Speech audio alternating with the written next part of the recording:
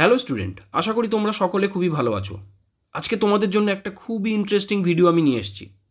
এই ভিডিওর মাধ্যমে আমরা জানবো যে a plus B whole square equals to A square plus two A B plus B square আমরা কেন লিখি। অবশ্যই কেন লিখি, আমরা তো দিন কি মুখস্থ করে চলে গেছি যে a plus B whole square equals to কী লিখি আমরা, না A square plus two A B plus B square. কিন্তু আমরা কোনোদিন কি ভেবে দেখেছি এটা কেন হয়? হ্যাঁ, তার জন্য আজকে তোমাদের ভিডিওটাকে দেখতে হবে। আজকের এই ভিডিও দেখলে তোমরা অবশ্যইভাবে ক্লিয়ার হয়ে যাবে যে কেন আমরা A plus B whole square equals to A square plus two A B plus B square লিখে থাকি। তাহলে আমরা কী বার করতে চলেছি এখানে?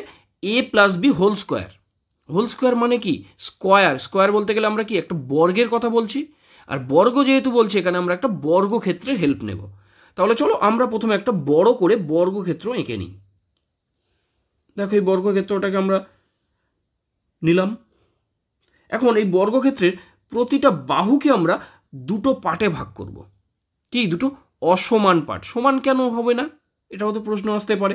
আমরা এই এ বি দুটো যেন এ বি এর ডিস্টেন্স দুটোকে ডিফারেন্ট নিলাম, মানে এক নিলাম না, সমান নিলাম না। কেন? কারণ কি এ বি দুটো যে কোনো ভ্যারিয়েবল মানে কি তারা সমানও হতে পারে অসমানও হতে পারে। আর আমরা কি অসমান নিয়ে ক্যালকুলেশন শুরু করলে সমানেও সেটা আমরা ধরে নিতে পারবো। বুঝতে পারলাম নিশ্চিত?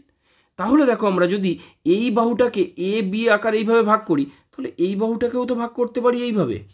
একইভাবে এই দিকের বাহুটার অপোজিট এই যে বাহুটা সেটাকে আমরা করতে পারি এ বি আকারে। ঠিক একইবারে পাশেরটাকে করতে পারি এ বি।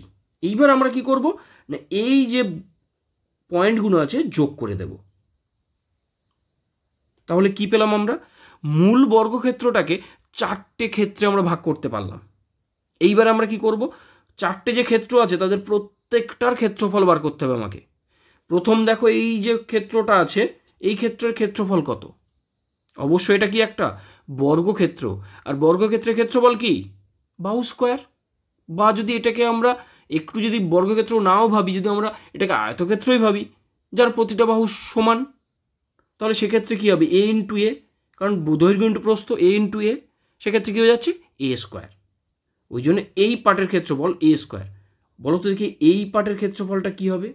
হ্যাঁ ঠিকই, দৈর্ঘ্য ইন্টু প্রস্থ মানে কি এ ইন্টু বি, এ বি। একইভাবে এটাও কত হবে? এ ইন্টু বি মানে কত?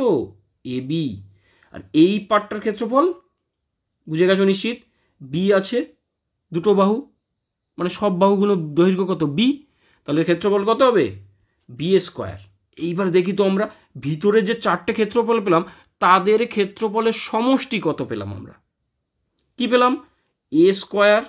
কি পেয়েছি? এই যে আমরা দেখি এ স্কোয়ার পেয়েছি, এ বি পেয়েছি, আবার একটা এ বি, বি স্কোয়ার। যোগ করে দিলে কত আসছে? না দেখো আমরা এই ভিতরের অংশের ক্ষেত্রফল যোগ করে দিলে পাচ্ছি এ স্কোয়ার প্লাস এ বি মানে কি দুটো এ বি মানে টু এ বি প্লাস কি বি স্কোয়ার। এটা কি ওই যে বর্গক্ষেত্রের ভিতরের অংশের ক্ষেত্রফল। এইবার আমরা কি বার করব?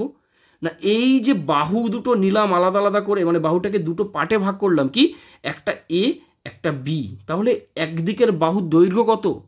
এ প্লাস বি মোট দৈর্ঘ্য, মানে কি ওই বর্গক্ষেত্রের প্রতিটা বাহুর দৈর্ঘ্য এ প্লাস বি।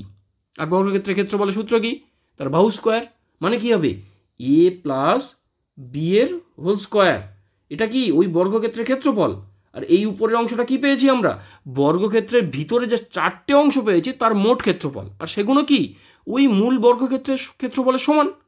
সেই জন্যে আমরা বলি A plus B whole square equals to কি না A square plus two A B plus B square.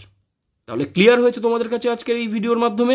তোমরা বুঝে গেছো যে A plus B whole square equals to আমরা কেন A square plus two A B plus B square লিখে থাকি। এই ধরনের ইন্টারেস্টিং ভিডিও তোমাদের জন্য এখন প্রতিনিয়ত আসতে থাকবে। আর সেই ভিডিওগুলো যদি আপডেট তোমরা প্রথমেই পেতে চাও তাহলে অবশ্যইভাবে আমার এই চ্যানেলটাকে সাবস্ক্রাইব করে রাখো, লাইক দাও এবং বন্ধুদের মধ্যে বেশি করে শেয়ার করো। তাহলে আজকের ভিডিও এখানে শেষ করলাম। নেক্সট ভিডিওতে তোমাদের সঙ্গে আবার দেখা হচ্ছে। ওকে, থ্যাংক ইউ।